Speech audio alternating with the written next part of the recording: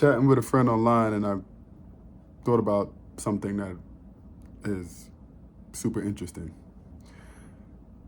When the Constitution was created in, I don't know, 1787 or something of that nature, there were anti-federalists and states that were not going to ratify the Constitution unless a bill of rights was approved or implemented. So these anti-federalists were like, this Constitution that you're creating that has, these three branches of government, it's too powerful. You got a lot of power there, and it's kind of scary. We don't want the states to feel like they don't have any power. We need some kind of assurance against this potential, tyranny, of this potential power that you're building in this Constitution. And so we are not signing or ratifying this Constitution unless we have a Bill of Rights.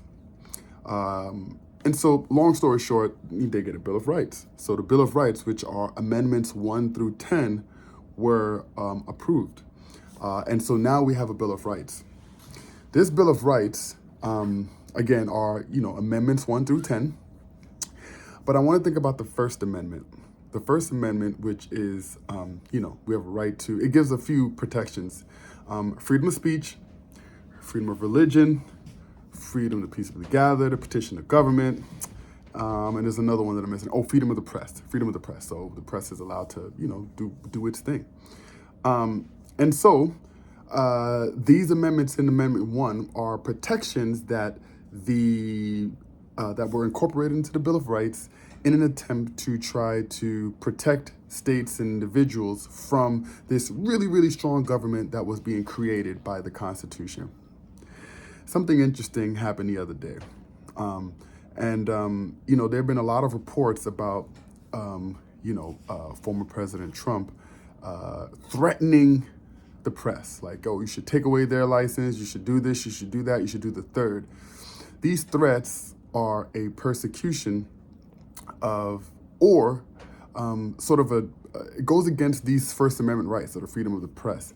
If you are saying that one of these branches of government, of that Constitution that was created in 1787, is essentially limiting free press, this right, Amendment number 1, is, being sort of circumvented. That is a right that is being threatened. Now, let's say this gentleman became the president, and he did somehow figure out a way to suppress the free press.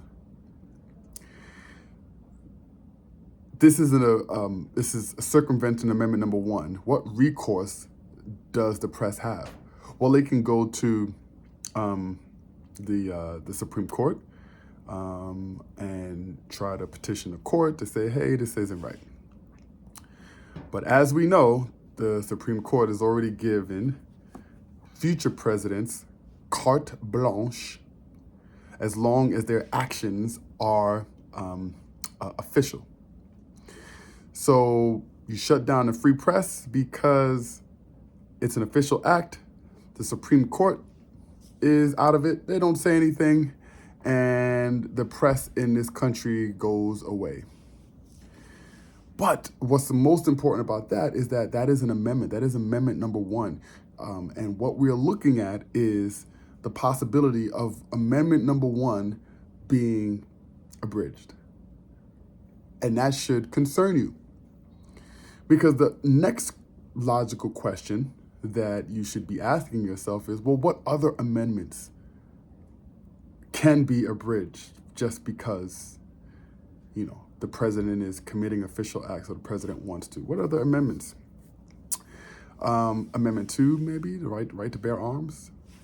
Maybe that goes away. How about the right to a speedy trial? I can't remember which amendment that was. I think it's 6. I don't remember. Maybe it's Amendment 10, which sort of gives, states this power to kind of govern. Maybe it's that. Or maybe it's not any of those ones in the Bill of Rights. Maybe it's the further ones. Maybe it's 11 through 27. Maybe it's Amendment 13. The one that prohibits slavery?